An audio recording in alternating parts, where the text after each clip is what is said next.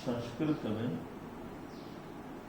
एतांचैव तु भावान् उपदिष्टान् यपरेण सद्भृधाति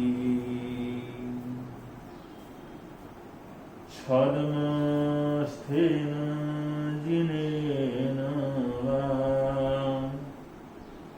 स उपदेशरुचिरिति ज्ञातव्य।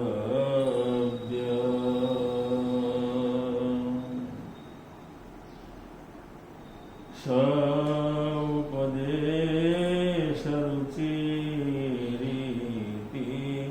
ज्ञातव्य।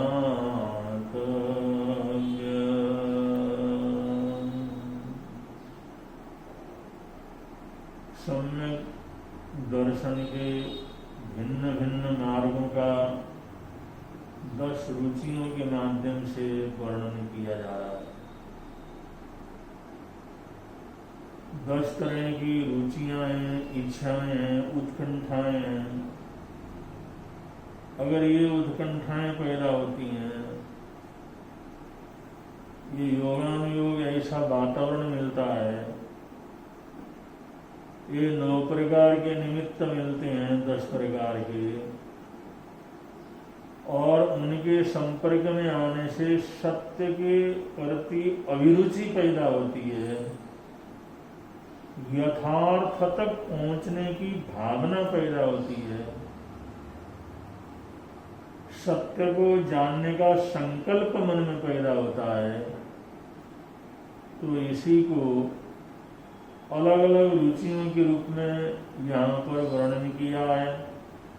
जैसे कोई सम्यक दर्शन तक निसर्ग स्वाभाविक रूप से पहुंचता है, प्राकृतिक रूप से वहां तक पहुंचता है, स्वभावतः अंदर से वैसे ही स्मृतियां और ज्ञान पैदा होता है।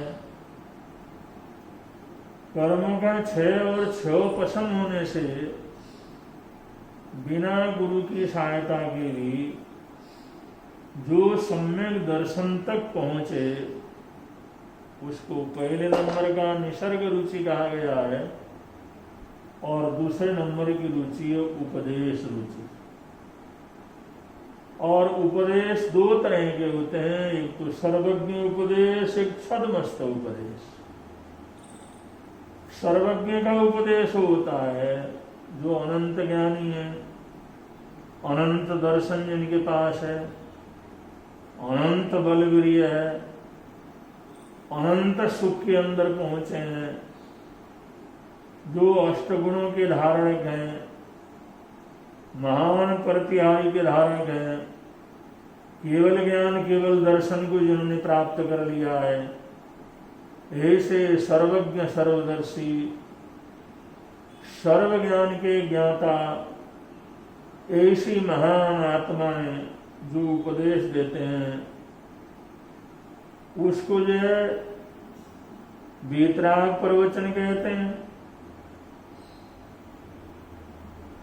ऐसे महापुरुषों का प्रवचन, ऐसे महापुरुषों का उपदेश जिनोपदेश कहलाता है, सर्वज्ञ उपदेश कहलाता है। और उनके उपदेश को सुनकर के या पढ़ करके उस तरह का अभ्यास करने वाले जो साधु साधवियां हैं, अभी वो छदमस्त हैं। छदमस्त का मतलब उनके मोहनीय कर्म, ज्ञानावरणीय कर्म, दर्शनावरणीय कर्म, अंतराय कर्म, ये 4 घाती कर्म अभी नष्ट नहीं हुए हैं।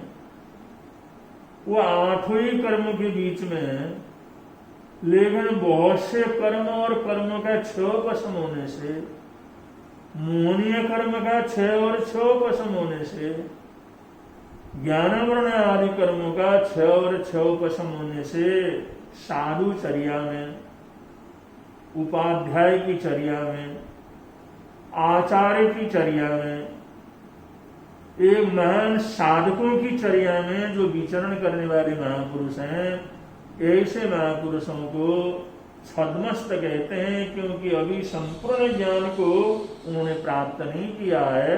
उस दिशा के ऊपर जो प्रयत्नशील हैं, उस दिशा की तरफ चल रहे हैं, जिनेंद्र मार्ग के ऊपर अग्रसर हो रहे हैं, लेकिन अभी उनको जिनेंद्रपना, अभी उनको वीतरागपना उपलब्ध नहीं हुआ है, सर्वज्ञ सर्वदर्शी नहीं बने हैं, छद्मस्त अवस्था के अंदर हैं। लेकिन बहुत से अनुभवों से, बहुत से जानकारियों से, बहुत से सोच से, बहुत से चिंतन मनन से वीतराग जिनेंद्र भगवान के तत्व दर्शन को अच्छी तरह से समझते हैं, अच्छी तरह से समझाने की ताकत रखते हैं। ऐसे छद्मस्त पुरुषों का उपदेश सुन करके, या जो जिनेंद्र भगवान का उपदेश सुन करके, उपदेश सुन करके जिनको सम्यक्त्व की प्राप्ति होती है, उनको सुनते सुनते गम्यत्व की प्राप्ति होती है। किसी को एक बार सुन करके होती है, किसी को 10वीं बार सुनने के बाद होती है, किसी को महीनों सालों तक सुनते हो तब जा करके होता है, चाहे कैसे भी हो। लेकिन उपदेश सुनते सुनते, उपदेश के निमित्त से, उपदेश के सहयोग से, छद्मस्त उपदेश या केवली उपदेश, प्राय करके छद्मस्त उपदेश का यहाँ पर विवेचन किया गया है।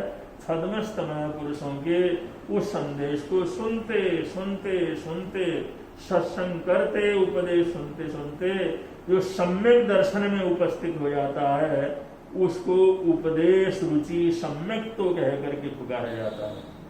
लेकिन सम्यक तो कहीं से भी, किसी भी रास्ते से आए, किसी भी निमित्त से आए, लेकिन वो मानव जीवन की मूल्यवत्ता को स्थापित करता है, मानव जीवन की पहचान को स्थापित करता है, मानव जीवन के मूल्य को निश्चित करता है। और सम्यक दर्शन प्राप्त करने के बाद उसके जीवन के अंदर उत्थान, ऊर्जारोहण और जीवन का विकास प्रारंभ हो जाता है। तो वह रुचि, वह सम्यक तो किसी भी तरह से प्राप्त हुआ हो, लेकिन सम्यक दर्शन तो सभी एक ही तरह का होता है और वो सभी प्रकार से आत्मा का कल्याण करने वाला होता है। इसलिए शास्त्रकार कहते हैं, उपदेश के निमित्त से जो रुचि पैदा हो जाती है और सम्यक दर्शन में उपस्थित हो जाता है, तो उसको उपदेश रुचि कह करके पुकारा जाता है। उपदेश के द्वारा सम्यक दर्शन का बोध प्राप्त करना हम ऐसे समझ सकते हैं जैसे साधु संतों का सत्संग होता रहता है, और आज भी होता है, पहले भी होता था। तुलसीदास महाकवि तुलसीदास जो संत के रूप में, जिन्होंने प्रभु परमात्मा के खोज में अपने घर परिवार सबको छोड़ दिया था, उनकी पत्नी ने केवल ये ताना मारा था, भाई जैसा प्रेम तुम मुझ स्त्री के साथ करते हो, मेरे शरीर के साथ करते हो, अगर ऐसा प्रेम अगर प्रभु राम के जीवन के अंदर हो जाता तो आज तुम्हारे जीवन का बेड़ा पार हो जाता। ऐसा जिस समय उलाहना उन्होंने सुना, उसी दिन से संन्यास आश्रम के अंदर चले गए, राम की भक्ति के अंदर तल्लीन हो गए, और इसी भक्ति में चलते चलते उन्होंने रामायण आदि अनेक ग्रंथों की रचना कर डाली। तो तुलसीदास जो भक्त भी थे, संत भी थे, साधक भी थे, खोज करने वाला भी थे। एक बार किसी गांव के बाहर उनका प्रवचन चल रहा था, तुलसीदास का नाम था, प्रसिद्धि थी, तो लोग बड़ी संख्या में उनको सुनने के लिए जाते थे। रूटीन हो गया, लगातार जाते रहे, तो सारे गांव में तुलसीदास जी की बड़ी चर्चा थी, घर घर उनकी प्रशंसा हो रही थी, घर घर उनकी चर्चा होती थी, ऐसा वातावरण था। तो एक बार दोपहर को एक बनिया जो अच्छा पैसे वाला था, वणिक वृत्ति करने वाला था, वो तुलसी के आश्रम में गया, जहां तुलसीदास जी विराजमान थे वहां पर गया, जाकर के नमस्कार करके बैठा। तुलसीदास जी ने पूछा, भाई कहाँ से आए हो, आज तक तुम्हारे को देखा नहीं। कहता महाराज इसी गांव के अंदर रहता है। और इसी गांव के अंदर रहते हो, रोज सत्संग होता है, इतने लोग आते हैं, लेकिन तुम्हारे को मैंने नहीं देखा। उन्होंने कहा महाराज इसी गांव के अंदर रहता हूँ, लेकिन आज पहली बार आया। आपकी बड़ी प्रशंसा सुनती, आप राम कथा करते हैं तो तल्लीन हो जाते हैं, राममय हो जाते हैं, लोग बड़ी प्रशंसा करते हैं। बस ऐसी कथा हमने नहीं सुनी, ऐसी भावना भक्ति से तल्लीन होकर के तुलसीदास महाराज भगवान राम की कथा सुनाते हैं, ऐसा हमने कभी नहीं सुना।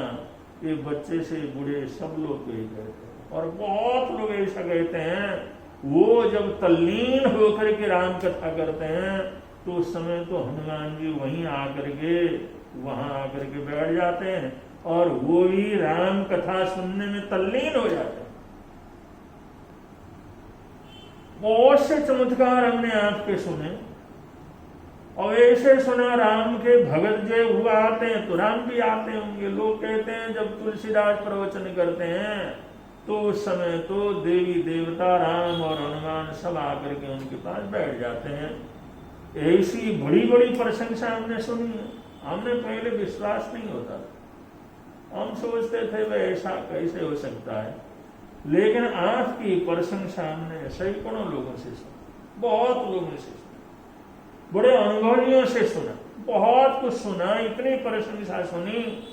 तो आज हमने सोचा जरूर आपके चरणों में आएंगे, इसलिए आज दुकान बंद करके आपके चरणों में आए, आपके दर्शन करने के लिए आए। चलो तो अच्छी बात होगी, तुम्हारी भावना बन गई, तुम आए हो, रोज आया करो। नहीं महाराज, रोज आने की स्थिति नहीं है कि हमारा काम कारोबार बहुत बड़ा है, बहुत लोग हमारी वजह से जो है उनका घर खर्चा चलता है, और बड़ी दुकान है तो बड़े लोग वहां पर आते हैं, तो हम रोज तो नहीं आ सकते। आज हमने प्रशंसा सुन करके आपके चरणों में आने का निश्चय किया, और सारा काम धाम छोड़ के, दुकान छोड़ करके आपके चरणों में आना। हमने बड़ी प्रशंसा सुनी है कि आपको जब चाहो आपको भगवान के दर्शन हो जाते हैं, रामचंद्र जी के दर्शन हो जाते हैं, सीता मैया के दर्शन हो जाते हैं, हनुमान जी तो आपके प्रवचन को सुनने के लिए आ जाते हैं। ऐसे उन महापुरुषों के दर्शन आपको जब चाहे हो जाते हैं। तो हमने सोचा भाई ऐसे पहुंचे हुए महात्मा आए हैं, ऐसे तुलसीदास आए हैं, ऐसे महाभक्त कवि यहाँ पर आए हैं, तो जरूर आपके पास आकर के हम भी उस आनंद को उठा लें। इसलिए आज हमने बड़ा समय निकाल करके आपके चरणों में आए। तो तुलसीदास पेड़ के नीचे बैठे हुए थे, सब लोग सत्संग करके चले गए थे। ये बनिया आकर के वहां पर सत्संग करने लगा, ये प्रश्न उत्तर करने लगा। उतने देर को एक चरागाह जो अपने पशुओं को चराने के लिए लेकर के जा रहा था, उस चरागाह के अंदर छोड़ करके वो भी पास में आकर के वहां पर बैठ जाता है और वो उसी चर्चा को सुनना प्रारंभ करता है। तो उसी चर्चा में उस बनिए ने कहा कि आप पहुंचे हुए महात्मा, आपके लिए तो कुछ नहीं है, लेकिन हमारे को तो इतना धर्म ध्यान करने का, पूजा पाठ करने का समय नहीं लगता। हमारा परिवार है, घर है, पत्नी है, बच्चे हैं, काम कारोबार है, समाज का काम करना होता, हमारे पास इतना टाइम नहीं रहता। लेकिन आज आपके चरणों में आए हैं और हमारी प्रार्थना है कि ऐसा रास्ता बतलाइए कि हमारे को भगवान रामचंद्र जी के दर्शन हो जाए, तो उनके दर्शनों का लाभ मिल जाए, जीवन हमारा सार्थक हो जाए। तुलसीदास जी सोचने लगे, अरे हमने इस कार्य के लिए घर छोड़ा, परिवार छोड़ा, बच्चे छोड़े, हिमालय से लेकर के समुद्र तक धक्के खाए, वर्षों तक हमारे को घूमते घूमते सत्संग के लिए करना पड़ा। यहाँ तक पहुंचने के लिए हमने इतना कुछ जीवन के अंदर सब कुछ समर्पण किया, और ये बनिया आज ही आया है और आज ही कहता है मेरे को भगवान के दर्शन करा दो। तुलसीदास मौत रहे, उन्होंने कुछ नहीं कहा। वे दुनिया के अंदर कैसे कैसे लोग हैं, समय कुछ नहीं देना चाहते, लेकिन भगवान के प्रत्यक्ष दर्शन चाहते हैं। उस बनिए ने कहा, महात्मा जी बड़ा टाइम निकाल करके मैं आया हूं, बड़ी आशा लेकर के आया हूं, बड़ा विश्वास लेकर के आया हूं, इसलिए आप ये उपाय बतलाओ जिससे हम भगवान के एक बार हमारे को दर्शन आप क्या करो तो करा दो।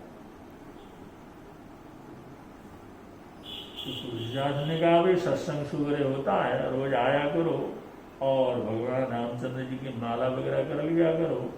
रोज माला करोगे, कुछ पाठ वगैरह करोगे, समय निकालोगे, सत्संग करते रहोगे तो प्रभु की कृपा होगी, तो दर्शन हो जाएंगे। उन्होंने कहा, नहीं महाराज ऐसा नहीं, कितना समय हम पाठ करें, पूजा करें, माला करें, रोज समय निकालें, रोज आए जाए, ऐसा संभावना नहीं है, ऐसा हमारे पास टाइम नहीं है। हमारे पास बहुत ऐसे जो काम धाम है, आप किसी से भी पूछ लें, हम तो आज भी बड़े मुश्किल से टाइम निकाल करके आपके चरणों में आए, क्योंकि आपकी बड़ी प्रशंसा सुनी है और आप वास्तव के अंदर सिद्ध बुद्ध महात्मा है, इसलिए आपके चरणों में आए।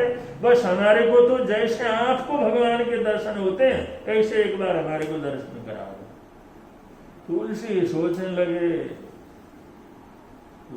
कुछ नहीं, और काम इतना बड़ा करवाना, दर्शन करना। वो कहने लगे कि भाई सेठ ये बतलाओ, ये दर्शन तुम्हारे को आराम से चाहिए, आराम से करना है या झटपट करना है?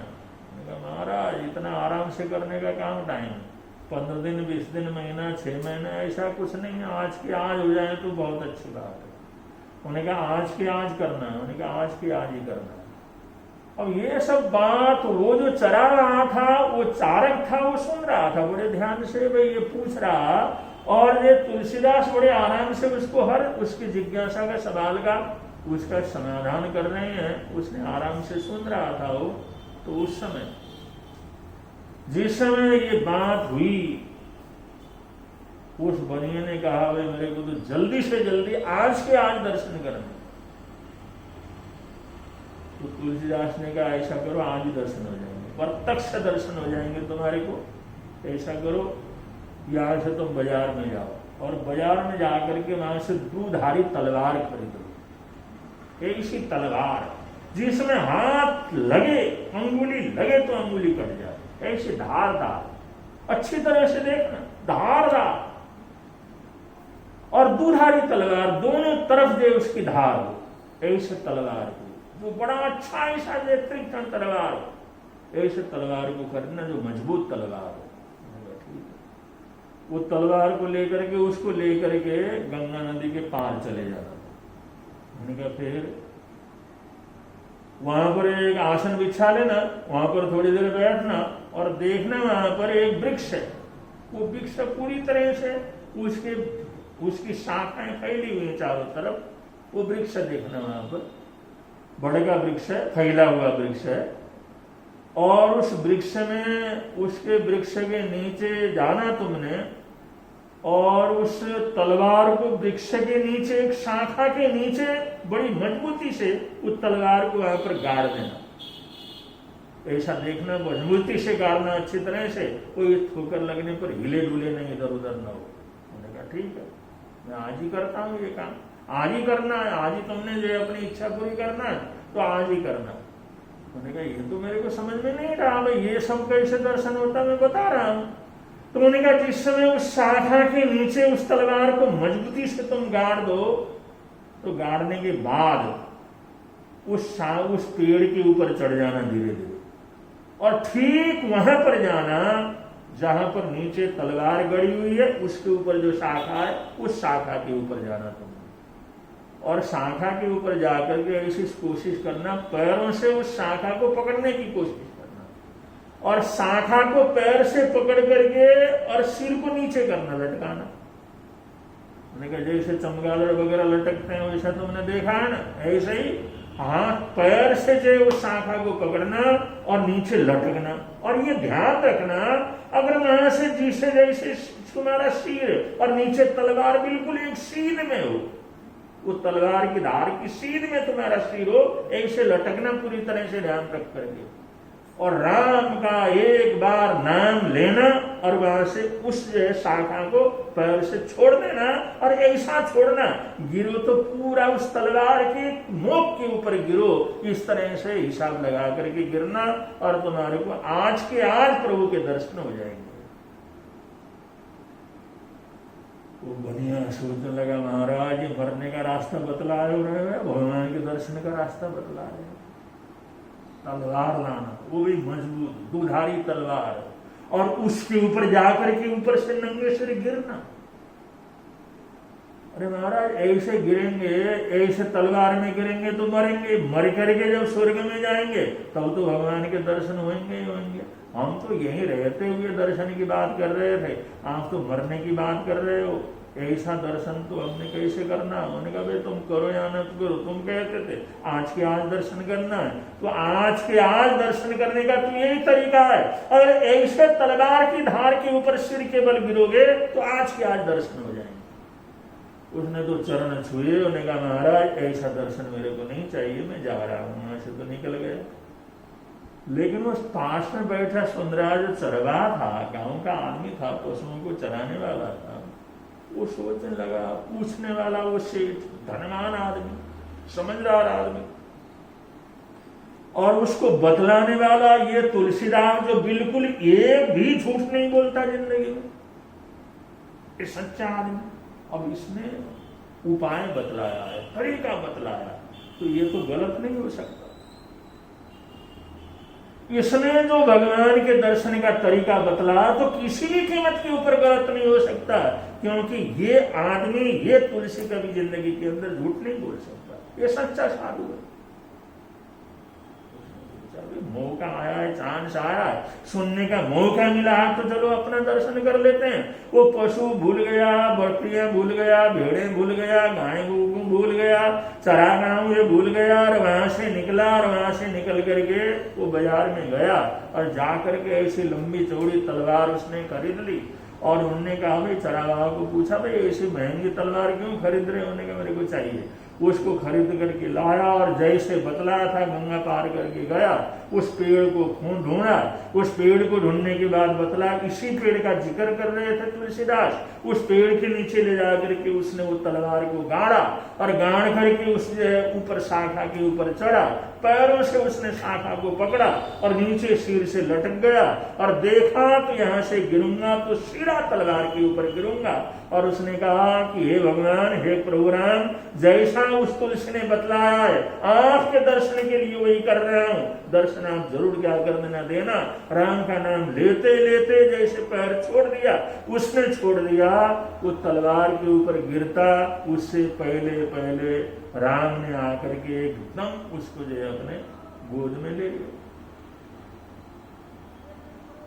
और वो जो दर्शन हो गए, उसने जो सकल सूरत देखी, उसने जो दृश्य देखा वो तो ऐसा अद्भुत दृश्य था, ऐसा अमृत दृश्य था जिसकी कोई दुनिया के अंदर कल्पना नहीं कर सकता। वो ऐसे देखा और देखते देखते ऐसी जो बेहोशी उसके जीवन के अंदर छा गई और ऐसा जो जीवन के अंदर आनंद के अंदर छा गया, वो तो बेहोश हो गया, वहीं पर होशी खो गया।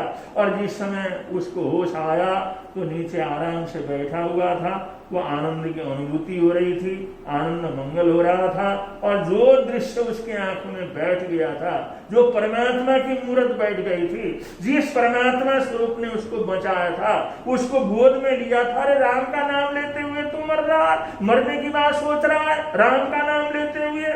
और जिस समय वो स्वरूप को उसने याद किया, अब तो न भूख रही, न प्यास रही, न अपना रहा, न पराया रहा, न घर रहा, न कुछ रहा, बस वहीं से रमता राम। और वहीं से उसको न मंत्र की जरूरत पड़ी, न किसी ग्रंथ की जरूरत पड़ी, न कोई पूछने की जरूरत पड़ी, न दीक्षा की जरूरत पड़ी। बस वो दिन सो दिन वो तो रमता राम, वो तो प्रभु के चरणों में रमता हुआ एक रमता हुआ जोगी क्या कर जाता है, बन जाता है। अब ये जो स्थिति पैदा हुई है, किससे पैदा हुई? उसने पढ़ाई तो कुछ नहीं की, ग्रंथ तो कुछ नहीं पढ़ा, और किसने उसको जो वो सिर्फ तुलसीदास का उपदेश उसने सुना, वो वार्तालाप को सुना, उपदेश सुना, भाई ऐसा करने से ऐसा होता है। बस वो सुना, सुन करके उसकी श्रद्धा पैदा हो गई, रुचि पैदा हो गई, और ऐसी गहरी श्रद्धा पैदा हो गई, ऐसा गहरा अभ्यास किया, उसको सम्यक दर्शन तो क्या, श्रद्धा तो क्या, उससे भी ऊपर उठ करके प्रभु परमात्मा के दर्शन क्या कर गए, हो गए। तो यहाँ पर शास्त्रकार इस सूत्र के अंदर कहते हैं, उपदेश सुनते सुनते भी सम्यक दर्शन की प्राप्ति होती है, सत्य का साक्षात्कार होता है, सत्य की जानकारी होती है, सत्य के ऊपर अटूट श्रद्धा पैदा हो जाती है, देव गुरु धर्म के प्रति अटूट आस्था पैदा हो जाती है। उपदेश सुनते सुनते इसको उपदेश रुचि कह करके पुकारा जाता है। और ऐसे संसार के अंदर हजारों लाखों करोड़ों महान आत्माएं हैं जिन्होंने उपदेश सुन करके जीवन को आगे बढ़ाया।